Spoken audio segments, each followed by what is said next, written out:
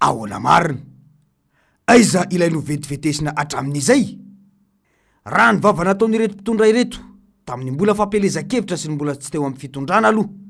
dia tena hoe izy ireo no mahay mitondra firenena indrindra teny nataon'ny Rajoelina raha teo moa io tamin'ny fampelezan-keviny hoe tsy mitsapatsapa izy ary vonina ny ampandrosoan'i Madagasikara ka azo tsapahitanana tsara ny fivoarana hoentiny io tetikasany io voateny hatraminy hoe tsy mila mpamatsy vola mahazatra ary tsy indram-bola intsony i Madagasikara fa isika indray no ampindram-bola any Komoro tsy niambahamba ny teny fa ho ataontsika larana faraiky amby 20 farany any aoritsika io firenena komorianina io manahoana isika ankehitriny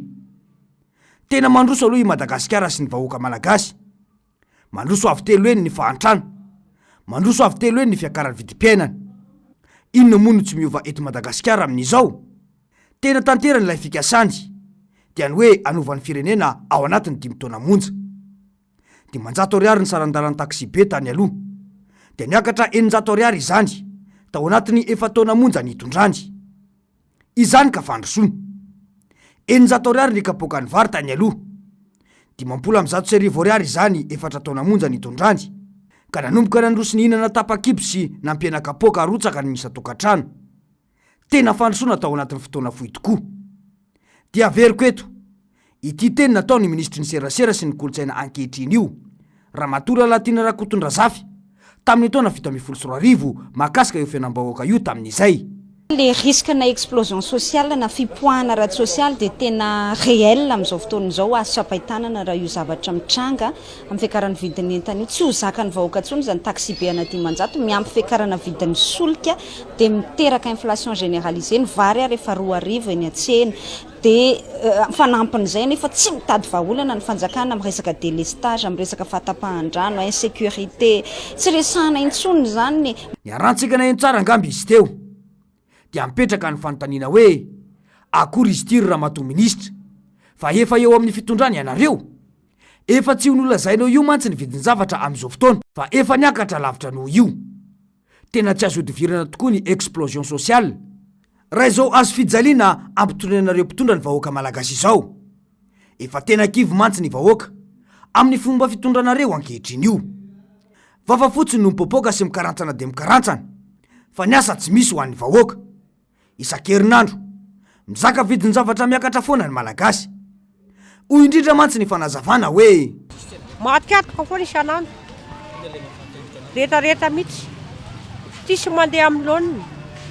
isanandro amin'ny ray alina isanandro ny mivarotra nefa paraparivany andro fa tsy lany sasaka foana ny entana mba misy ny arotsaka ihany ve amin'izay reo zao hoe matiantoko zay ny mihinam-bolan'olona versement ny hinanana nefa io versement io tsy maintsy solona ny zavatr'olona raha mandrotsaka 2 kapoaka dia lasa ray sy tapany zany 5 mianaka 5 kapoaka isanandro zara raha mihinan-kanina hoanina tsisy loaka ny vary izy hoe moa iraharaha zay mahazo anao ety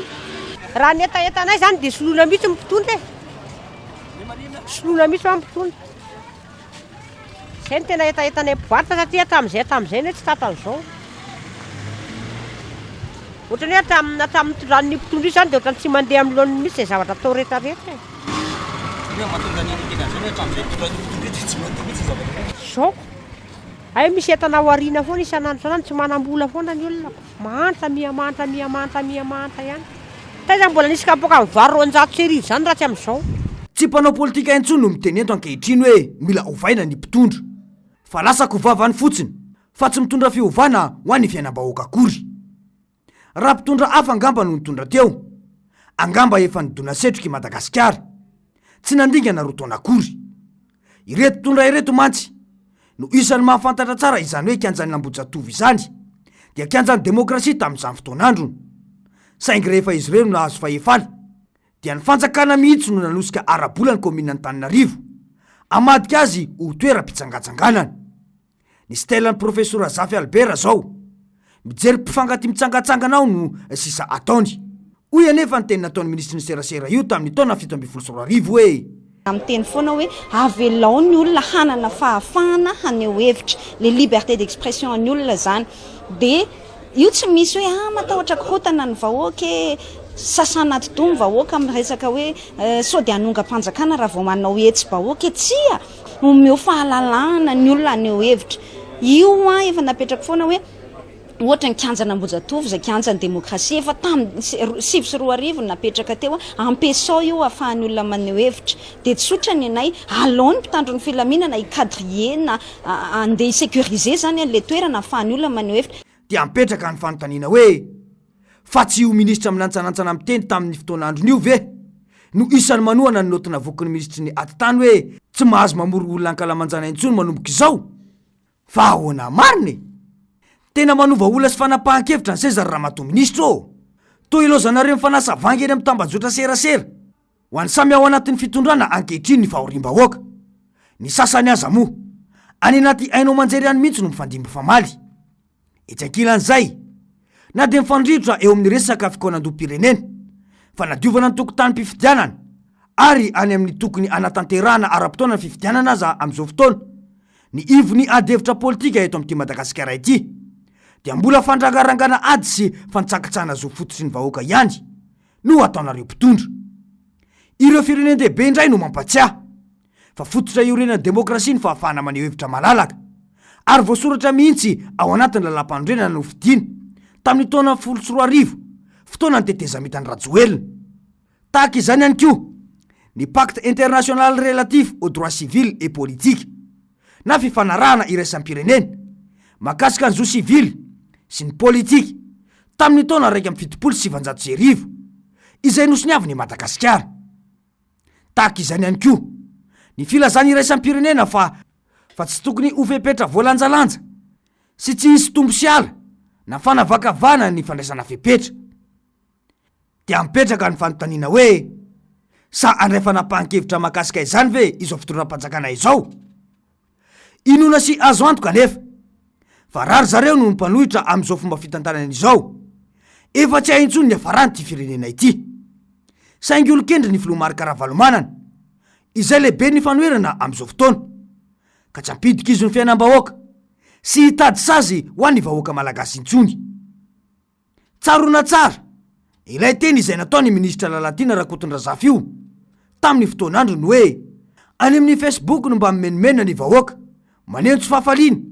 koa iza no iaino any de sasarety lahy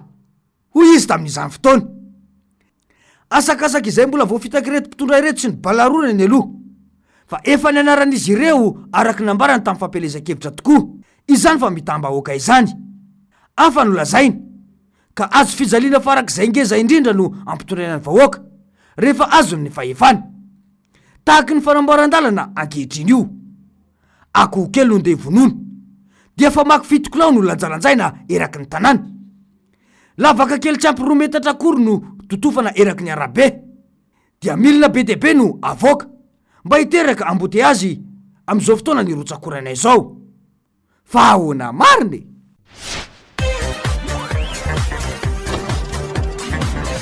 ahoana mariny